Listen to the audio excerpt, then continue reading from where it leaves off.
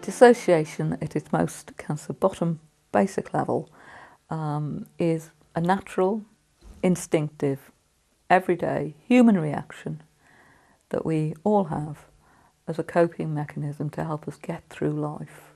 It's a normal protective defence mechanism. It's something we all do in terms of daydreaming, time passing, not quite sure where the time has gone. What it involves is splitting off the various aspects of any experience we have, whether they be internal experiences or external experiences, into different fragments.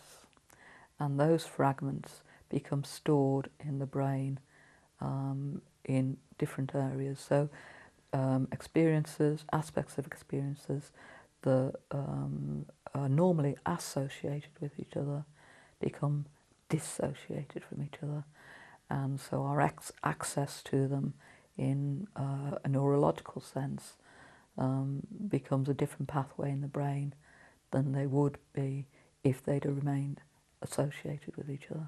If you're suddenly confronted by someone who's threatening and you've got young children there, most parents, even if they're seen as the mildest of people, will find themselves going straight up to the aggressor and saying, "Get the hell out." Because at that point they bypass the fear of who this is, because their main concern, which is inbuilt, innate, animal-like, is to protect their young. And it's only afterwards that often people say, "I don't know how I behaved like that. How could I? That was so dangerous."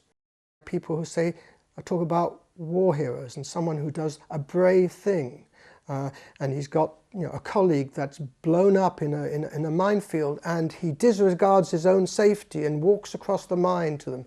And they will often say, "I didn't do anything heroic, I just did what needed to be done." And they're probably right, because in a way they didn't think about it. And some people will do it, some won't, and it's not one's better than the other, but they automatically went and did what they could without thinking of the consequences.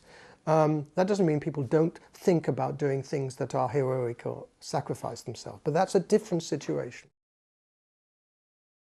When I'm assessing for dissociation, and I use the best one that's available for the moment, they are going to be improving on that, and it's called the Structural Clinical Interview for DSM-4 Dissociative Disorders. That's takes about 2.5 hours to complete once you know how to do it. It requires training to do it. Then it first of all looks at the symptom levels of 5 symptoms. Symptoms of amnesia, memory losses, symptoms of depersonalization, of derealization, of identity confusion and identity alteration. Those are the 5 symptoms that you first of all look at. Dissociative amnesia, which kind of explains itself. It's amnesia, but it's about more than ordinary forgetfulness. People commonly talk about not being able to remember very significant events in their life. So they know they're married, but they don't remember the wedding day. They know they've got children, but they don't remember the child being born. So it's more than your ordinary forgetfulness.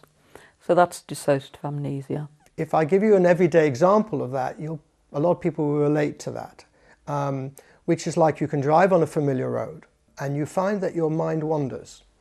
It may be on worries you've had or on something you're looking forward to ahead in the day. And when your mind seemingly focuses back on the road, you find that 2 or 3 miles have gone by and you don't seem to have any conscious awareness of what's been going on. And a lot of people will experience that, and there's nothing unusual about that. It's not necessarily to be sort of encouraged in a sense, but you've got 2 processes going on. Okay, you've got the driving. Obviously you are driving and not causing an accident, and at the same time there's part of your brain, you could say, that is thinking and mulling over things that have gone on through the day. And you could say, well, which is the conscious process? Okay, and in a way you've got both going on.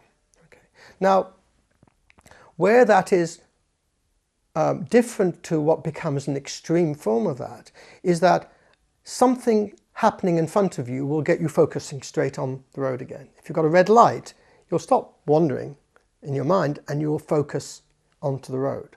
Okay. It's not that you are not driving before then, but you know it so well, in a sense, that you can sort of put yourself on semi-automatic. Same thing, if there's a car braking ahead of time, you stop.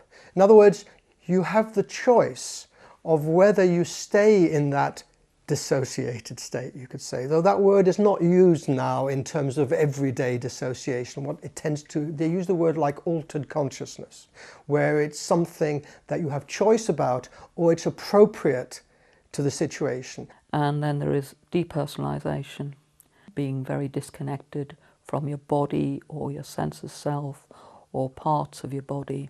And when you're talking about people who've had one-off traumas, road accidents, in our current climate, you know, bomb attacks and that, whenever you see the eyewitnesses being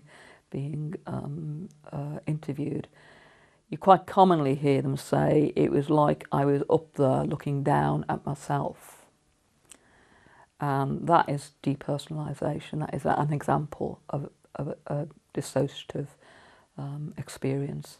And it was very important to survive the one-off trauma, because if they actually stayed connected to their body, then they wouldn't have been able to make their body react in ways that was necessary for them to survive, because the scare and the fright would have taken over.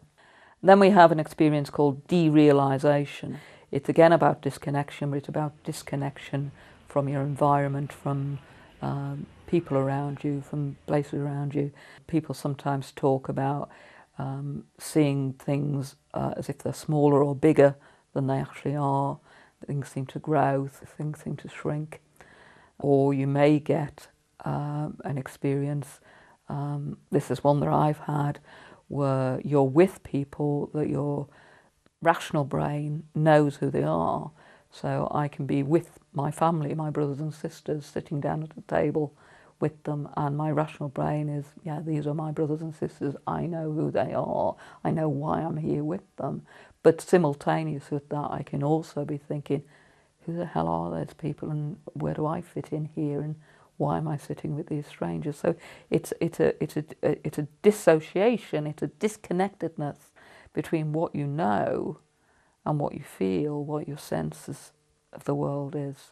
And that can be very disorientating, very frightening. Then we have two kinds of dissociation, which is to do with your sense of identity, your sense of self. The first is identity confusion, and that's very common in adolescence. And most people have done adolescence, and they can identify with the real struggle they feel inside themselves to define who they are. And sometimes they feel childlike, sometimes they feel very grown up, sometimes they feel like they're being treated like a child when they should be treated like a grown-up. That confusion over who you are and trying to identify yourself, to explain who you are yourself to yourself, that is kind of, you know, an example of ordinary everyday identity confusion. And then there is the most extreme identity alteration, which is when people experience themselves as having more than one identity. So within this body, I'm somebody with dissociative identity disorder. Within this body, our experience, my experience of selves, is not just as Catherine, who's presenting to you now. It is others within. So I can switch and become a different self. So that is identity alteration.